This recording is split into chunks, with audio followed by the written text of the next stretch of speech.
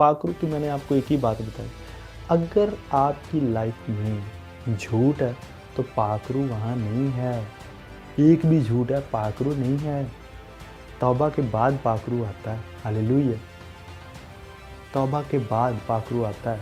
अगर धोखा है, थोड़ा बहुत भी इधर उधर करना, बात को कुछ भी गलत मलत करना, चाहे वो कितना भी थोड़ा क्यों नहीं, हालेलुया, कितना भी थोड़ा क्यों नहीं, वो आपकी लाइफ के लिए खतरनाक है। क्योंकि एक ही जरासीम से बुखार चढ़ जाता है। हालेलुया। एक ही जरासीम से बड़ी बड़ी बीमारियां। अब ये देखिए जरासीम कितना को है, इतना सा छोटा सा, लेकिन बीमारी बहुत बड़ी है, वो आपको मार भी सकती है।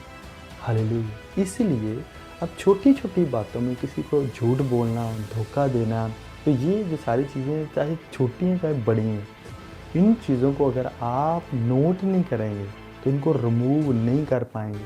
और जब रिमूव नहीं होंगी, ख़त्म नहीं होंगी आपकी लाइफ से, तो होली स्पिरिट आपको ले नहीं पाएगा। हालेलुया। फिर होली स्पिरिट की गाइडेंस कहाँ?